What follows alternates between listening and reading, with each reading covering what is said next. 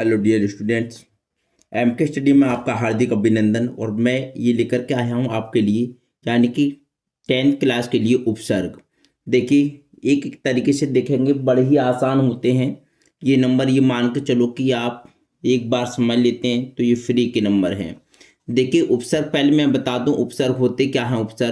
उपसर्ग होते हैं जो पहले आए, जो किसी शब्द के पहले आए वो उपसर्ग होते हैं, और प्रत्यय आते हैं बाद में। ठीक है, जैसे देखिए यहाँ पर देखें, आप यहाँ पर नोट लिखा हुआ है, नवीनतम पाठ्यक्रमानुसार आपके पाठ्यक्रम में छोटा आ, अन, अधि, अप, अनु, उप, सह, निर, अभि, पर, शु हिंदी और संस्कृत के उपसर्ग ही निर्धारित हैं। यानी कि ये जो उपसर्ग हैं इन्हीं में से ही आएंगे, इनसे अलग कोई नहीं आएगा। आपको इनके अलावा कुछ भी याद करने की जरूरत नहीं है। उपसर्ग में केवल आप इन्हीं को याद कर लें।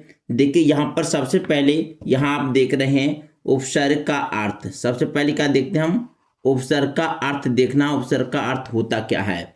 तो देखें, उपसर्ग दो शब्दों से मिलकर के बना है। उप प्लस सर्ग के योग से निर्मित हुआ है।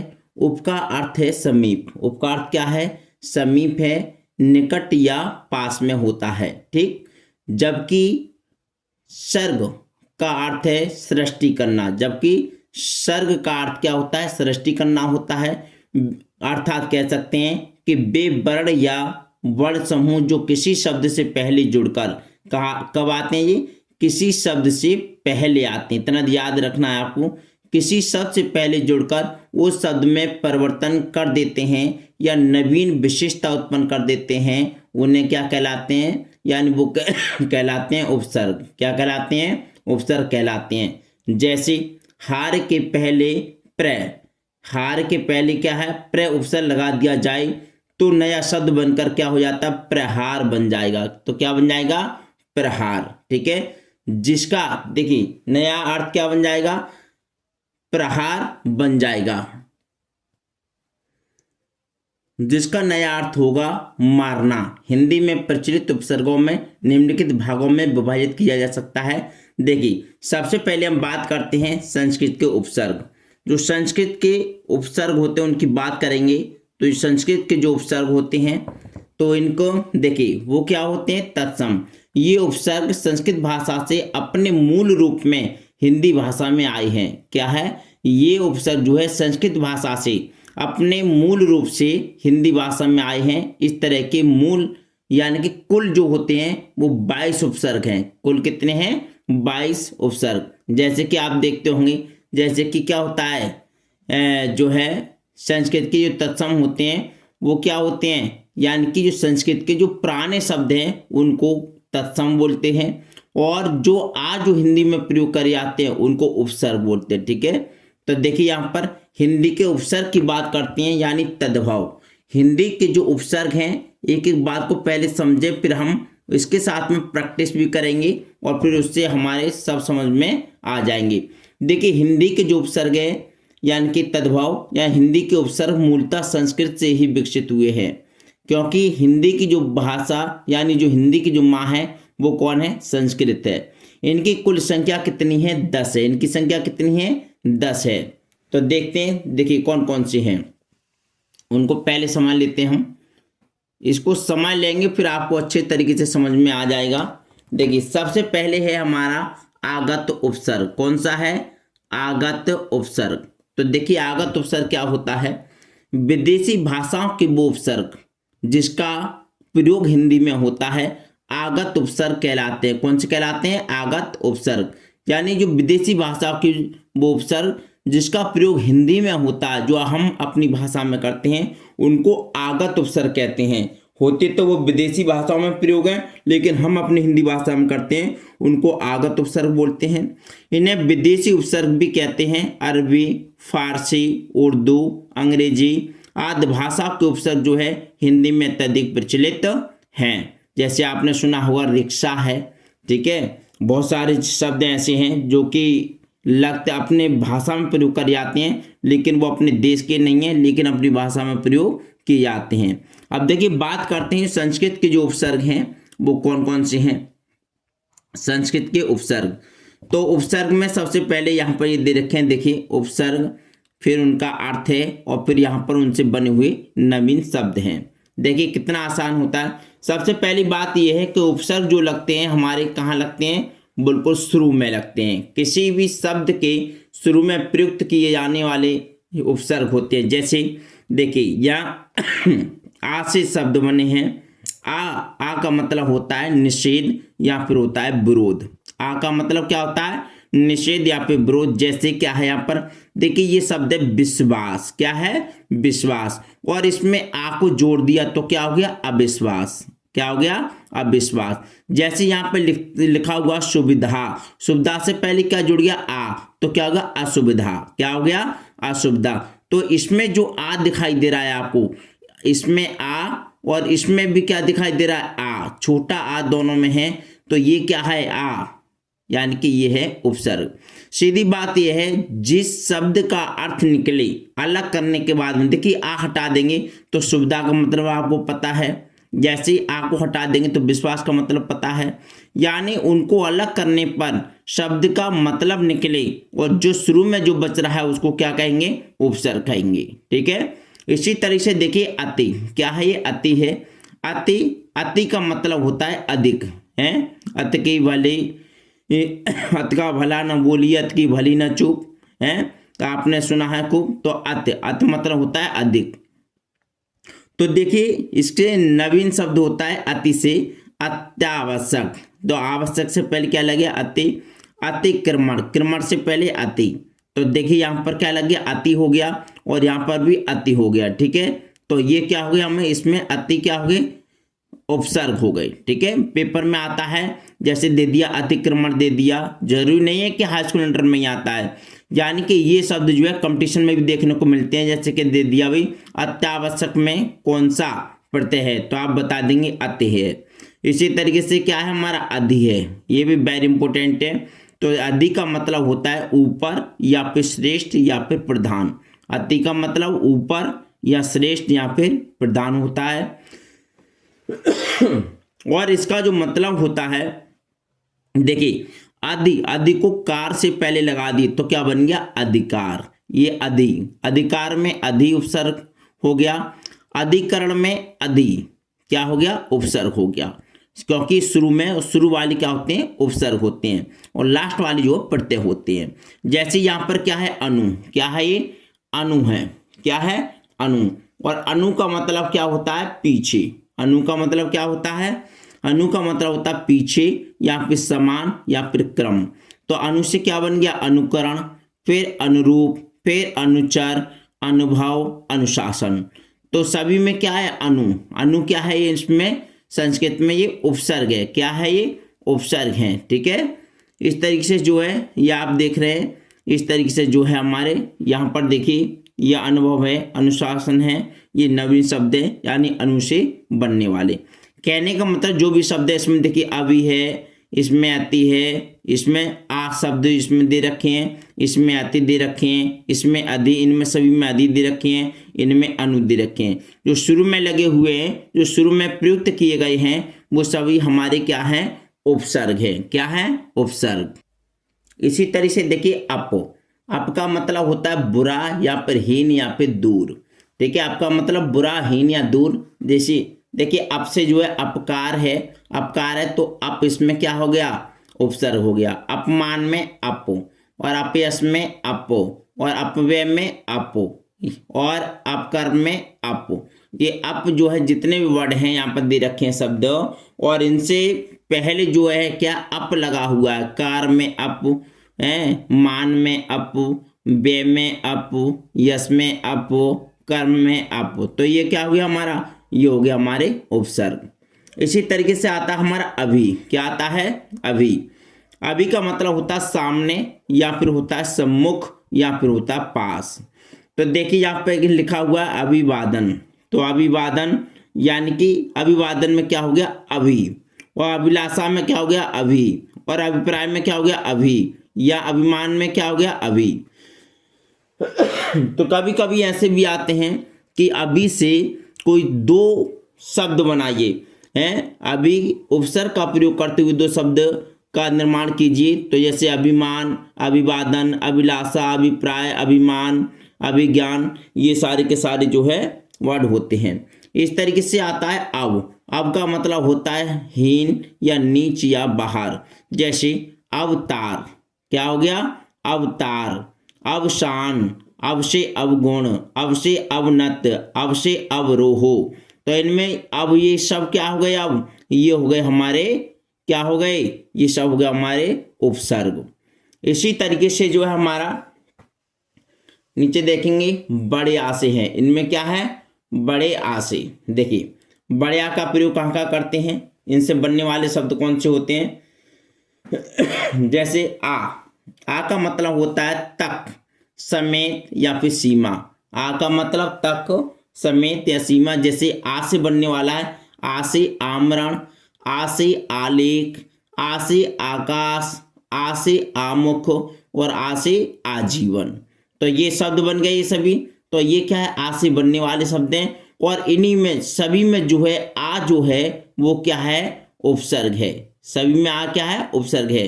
तो आ से बनने वाले आ जन्म हो सकता है, आमरण हो सकता है, आलिक हो सकता है, आकाश हो सकता है, आमुख हो सकता है, आजीवन हो सकता है। हैं? ये सारे के सारे आ से स्टार्ट हो रहे हैं। ये आ उपसर्ग से बनने वाले शब्द हैं। ठीक, इसके बाद में है उत। क्या है? उत। और उत मतलब होता है ऊंचा या फिर इसको कहते हैं श्रेष्ठ। ठीक है, उत का मतलब होता है ऊंचा या फिर होता है श्रेष्ठ। और देखिए उत्कर्ष, उत्थान, उत्पत्ति, उत्तम, सभी में उत आ रहा है। इसमें सभी में क्या आ रहा है? उत। तो उत वाले शब्द जो सभी हैं वो क्या है हमारे? यानी कि उपसर्ग। और ये वाले जो हमने बताए थे ये सारे अभी आपने देखे हैं, ये थे हमारे संस्कृत के उपसर्ग। कौन से थे? संस्कृत के उपसर्ग। अब इसके बाद में देखिए हम देखेंगे हिंदी के उपसर्ग। कौन से वाले देखेंगे हम? हिंदी के उपसर्ग देखेंगे। ठीक, देखिए और ये हमारे हिंदी के उपसर्ग, हिंदी के उपसर्ग हैं। तो देखिए हिंदी के उपसर्ग देखेंगे और हिंदी के उपसर्ग में सबसे पहले आप देखेंगे अ, छोटा आ। और आ का मतलब होता है अभाव या फिर होता है निषेध। अभाव या फिर निषेध। आ से अविश्वास, आ से अदृश्य, आ से अलिखित, आ से अहिंसा, आ से असुविधा, आ से असत्य हैं। ये सब क्या हो गए? आ से बनने वाले ये शब्द हो गए। तो आ का मतलब होता है अभाव या फिर निषेध। तो अविश्वास, अदृश्य, अलिखित, अहिंसा, असुविधा, अधपका और अधमरा और अधजला, अधखिला और अधकचरा, ये अध के हैं। यानी कि अध, और अध का मतलब होता है आधा। अध का मतलब होता है आधा। तो इसमें अध पका है, अध मरा है, अध जला है, अध खिला है, अध कचरा है, सब में अध आ रहा है। तो अध का मतलब आधा। तो इन सभी जो शब्द देख रहे हैं आप, इनमें सभी में क्या है? अध जो है हमारा उपसर्ग है। इसके पश्चात आता है हमारा अन। अन देखिए ना पे हलंत अन। तो अन का मतलब होता है अभाव और या फिर होता है निषेध। और अन से अनमोल, अन से अनवन, अन से अनपढ़ और अन से अनभिज्ञ और अन से अनायास, ये सब क्या हो गए? ये हमारे ये अन से बनने वाले शब्द हो गए। ठीक, अब उसके बाद देखते हैं हम देखो अब अगला है हमारा यानी उन। उनका मतलब होता है एक कम। उनका मतलब होता है एक कम। और उनका मतलब एक कम होता है तो उनसे क्या बनाएंगे? 29, 39। देखिए 29, इसका मतलब देखिए 30 है यहाँ पर। कितना? 30। और 30 से एक कम। 30 से उनका मतलब होता है एक कम। तो 30 से एक कम यानी कि 29। जैसे 39, 39 यानी 40, इसका मतलब 40 से एक कम। तो क्या हो गया? 39, 39। 59 यानी कि 60 से एक कम। 69, 69 यानी 70, इसमें किसकी आवाज आ रही है? 70, 70 में एक कम यानी 69। 49 यानी 50, 50 में एक कम तो हो गया 49। ठीक है। इस तरीके से जो है उनका मतलब होता है एकम, तो 29, 39, 59, 69, 49, सभी इनमें जो उन आ रहा है वो उन क्या है, उपसर्ग है। इसी तरीके से हमारा आता है औ, यानी कि औ बोलते हैं इसको, औ या औ है। औ का मतलब होता है हीन या फिर होता है निषेध। क्या होता है, हीन होता है या फिर होता है निषेध।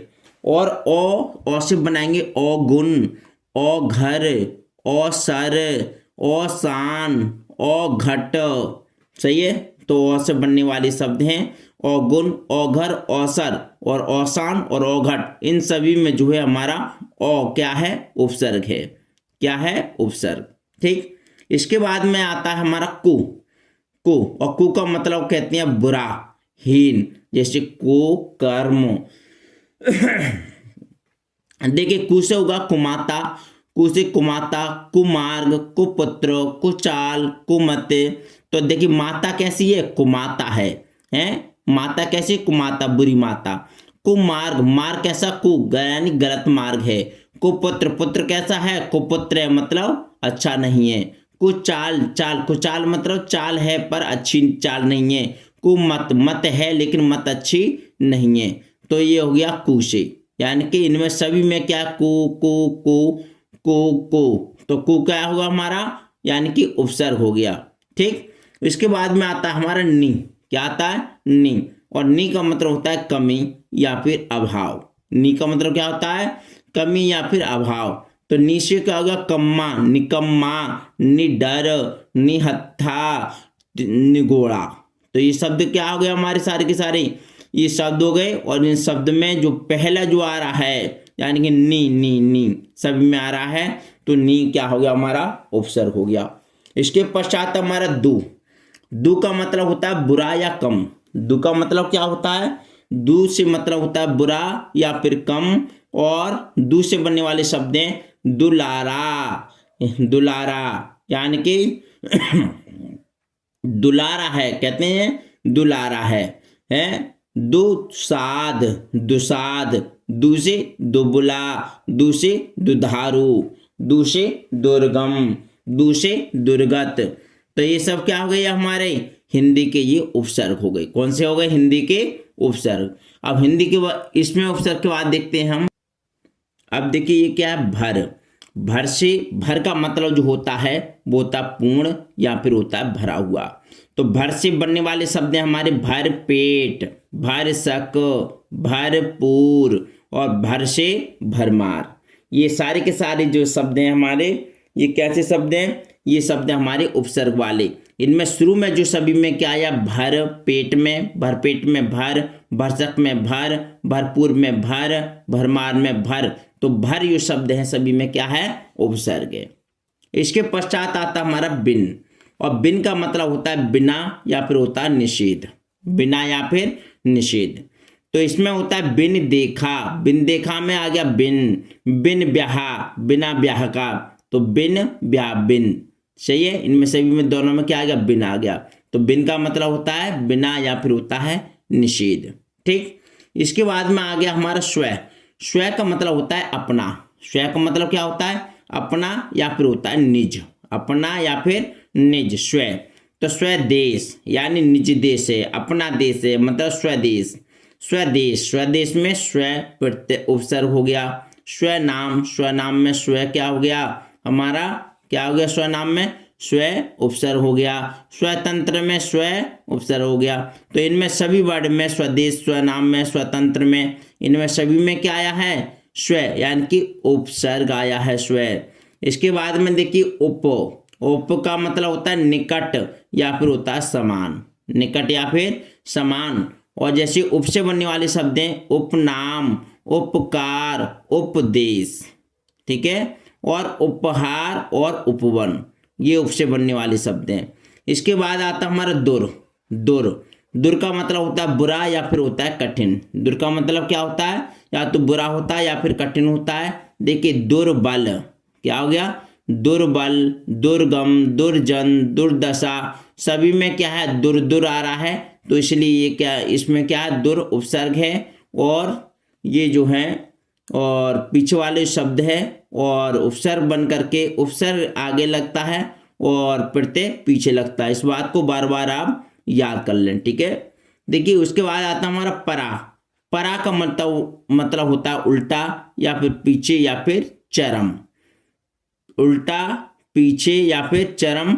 और देखिए परा से पराजय, पराभव, पराक्रम, पराकाष्ठा, परामर्श। तो ये सारे के सारे जो शब्द होते हैं, ये सब में सभी शब्दों में जो है पर जो होता है वो पर क्या है, उपसर्ग है। पर क्या है, उपसर्ग है। अब देखिए इसमें है परा। अब परा के बाद में देखिए परि। परि के का मतलब होता है पूर्ण या फिर चारों ओर।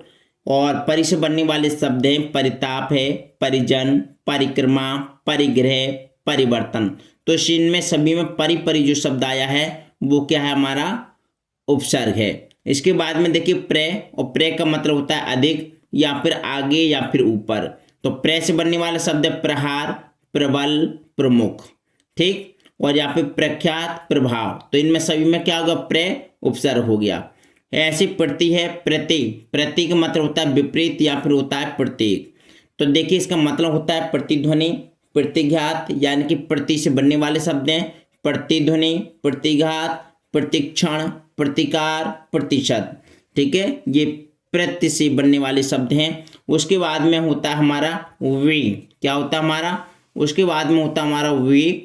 और वी से बनने वाले शब्द देखिए, पहले तो देखेंगे वी का जो मतलब होता है वो भिन्न या फिर विशेष होता है। भिन्न या फिर विशेष होता है। और वी से बनने वाले होते हैं विदेश, विलाप, वियोग, विपक्ष। तो इनमें सभी में क्या आ रहा है, वी।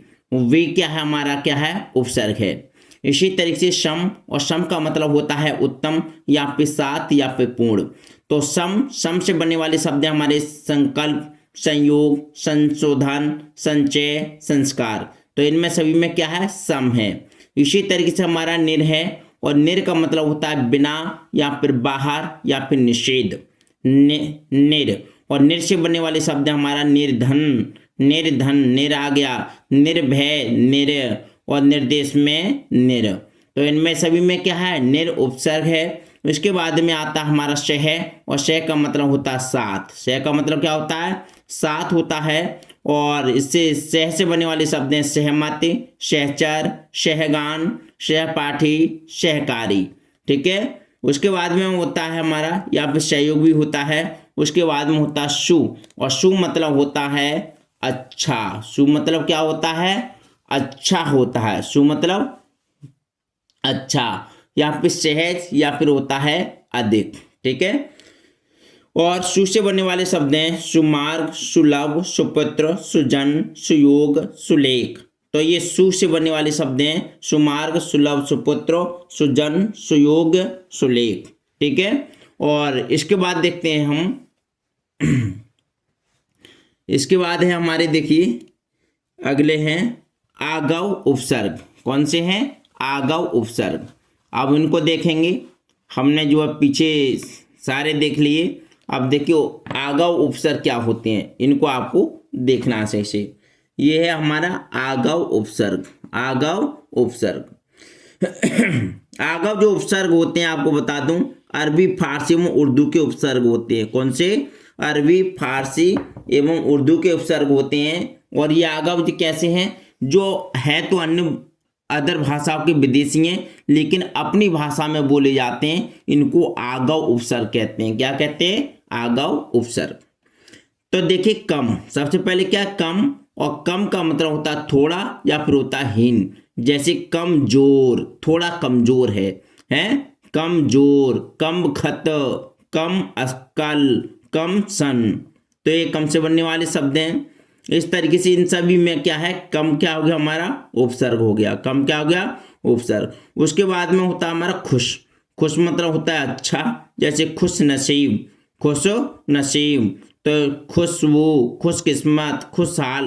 तो सभी में क्या आ गया, खुश, खुश आ गया सभी में। और खुश का मतलब हो गया, ये हमारा क्या हो गया, उपसर्ग हो गया। इसी तरीके से हमारा गैर होता है, गैर। और गैर का मतलब होता है विरुद्ध या फिर होता है अभाव, ठीक है। और देखिए गैर का मतलब जो शब्द होते हैं गैर से बनने वाले, गैर जिम्मेदार, गैर हाजिर, गैर कानूनी और गैर मुल्क, या फिर गैर से गैर सरकारी। तो इनमें सभी में क्या आ रहा है? गैर। सभी में क्या आ रहा है? गैर। तो सभी में क्या है? गैर उपसर्ग है। ठीक है, उप यानी कि क्या है? उपसर्ग। अब देखिए यहाँ पर क्या है, गैर के बाद में देखते हैं हम। अब आया हमारा ना। क्या आया है? ना। थोड़े गले में दिक्कत है, कोई बात नहीं, खांसी बहुत दिन हो गए बंद नहीं हो रही है, लेकिन आप बस पढ़ते रहिए, बोर्ड एग्जाम आ रहे हैं, इसलिए जो है एक भी वीडियो बेकार ना जाए हमारी। ना का मतलब होता है अभाव या फिर होता है कम। तो देखिए, ना से ना मर्द, ना समझ, ना पसंद, ना दान, ना लायक। तो सभी में क्या आ रहा है? ना आ रहा है। क्या आ रहा है? ना। तो ये क्या है सब? ना। सभी में ना क्या है? उपसर्ग है। इसके बाद में बे और बे का मतलब होता है रहित या फिर बिना या फिर होता है अभाव। तो बे से हो जाएगा बेगुनाह, बेपनाह, बेकसूर, बेशर्म, बेईमान। तो बे सभी में हो गया। इसके बाद में होता है बद, और बद मतलब होता है बुरा। तो बद से हो गया बदमाश, बदनाम, बदबू, बदकिस्मत, बद से बदतर है। बद मतलब क्या होता है? बुरा होता है। तो इन सभी में जो उपसर्ग हो गया हमारा वो हो गया बद। क्या हो गया? बद। इसके बाद में है हमारा ला, और ला का मतलब होता है रहित या फिर निषेध। और ला जैसे लावारिस, लापरवाह, लाजवाब, लाचार, लाइलाज। तो ये इनमें सभी में क्या आ गया? ला क्या आ गया? उपसर्ग आ गया। ठीक है, मैं समझता हूं कि वीडियो आपको पसंद आ रही होगी, बिल्कुल समझ में आ रही होगी। अगर समझ में आ रही है तो प्लीज वीडियो को लाइक करते हुए चलें। अभी थोड़ा सा और है, फिर उसके बाद में अगली वीडियो में आपको प्रैक्टिस भी कराएंगे। अब देखिए यहाँ पर सर, और सर का मतलब होता है श्रेष्ठ। सर का मतलब क्या होता है? श्रेष्ठ या फिर होता है मुख्य। देखिए सरपंच, सरपंच, सरताल, सरदार, सरजर्मी, सरकार। तो इनमें में क्या है? सर सभी में क्या है? उपसर्ग है। क्या है? उपसर्ग। इसके बाद में आता है हम का मतलब होता है समान या फिर होता है साथ वाला। तो कहते हैं हम उम्र, हम दर्द, हम राज, हम सफर, हम दर्दी। तो इनमें सभी में क्या आ रहा है? हम उपसर्ग आ रहा है। क्या आ रहा है? हम उपसर्ग आ रहा है। इसी तरीके से होता है अल, और अल का मतलब होता है निश्चित। तो अल से हो गया अलबत्ता, अलगराज, अलकायदा। तो क्या हो गया? इनमें सभी में क्या आ रहा है? अल उपसर्ग। इसके बाद में दर का मतलब होता है में, जैसे दरकार, कार में, दरमियान, म्यान में, दरअसल है, दरअसल में। बात यह है कि दरअसल बात यह है, एक ही बात है। ठीक है, और या फिर होता है दर हकीकत। तो ये क्या हो गया हमारे? ठीक है, दर वाले सभी, और सभी में क्या आ रहा है? दर आ रहा है, इसलिए जो है सभी में दर उपसर्ग है। इसके बाद में हर का मतलब होता है प्रत्येक, हर दिन, हर साल, हर एक, हर बार, हर जाना। तो सभी में क्या आ रहा है? हर उपसर्ग आ रहा है। तो ये जो है सभी हर वाले शब्द है हमारे, यानी कि उपसर्ग वाले। आप देखिए लास्ट रह गया हमारा, इसको बड़ी ध्यान से देखेंगे। और ये वो हैं जिनमें अंग्रेजी के उपसर्ग होते हैं। किसके होते हैं? अंग्रेजी के उपसर्ग होते हैं। देखिए बोलने में हमको ऐसा ही लगता है जैसे कि हमारे हिंदी के ही शब्द हों। ठीक है, अंग्रेजी के उपसर्ग हैं ये। और देखिए ये लगते तो हमें ऐसा है जैसे कि हमारे हिंदी को, लेकिन ऐसे नहीं होते हैं। देखिए यहाँ पर क्या सब, और सब का मतलब होता है अधीन या फिर होता है नीचे। सबसे बनने वाले शब्द हैं सब जज, सब कमेटी, डिप्टी से, डिप्टी का मतलब होता है सहायक, यानी deputy collector, deputy registrar, deputy minister. ठीक, इसके बाद में होता है देखिए वाइस, और वाइस का मतलब होता है सहायक, और सहायक यानी वाइस का मतलब हो गया सहायक। तो वाइस से बनने वाले वाइस राय, वाइस चांसलर और वाइस प्रेसिडेंट। ठीक, तो वाइस प्रिंसिपल भी कहते हैं, आपने सुना होगा। इसके बाद में देखिए जनरल, इसके बाद में क्या है? जनरल, जनरल चीफ, जनरल यानी जनरल का मतलब होता है प्रधान, और जैसे जनरल मैनेजर, जनरल सेक्रेटरी, तो इसमें जनरल क्या हो गया हमारा, उपसर्ग हो गया। इसी तरीके से होता है चीफ, और चीफ का मतलब होता है प्रमुख। चीफ का मतलब क्या होता है, प्रमुख होता है। और chief minister, chief engineer, chief secretary, और इसके बाद आता है हेड। हेड का मतलब भी मुख्य होता है, और जैसे हेड मास्टर, हेड क्लर्क हैं, तो ये हो गए हमारे सभी के सभी उपसर्ग हो गए।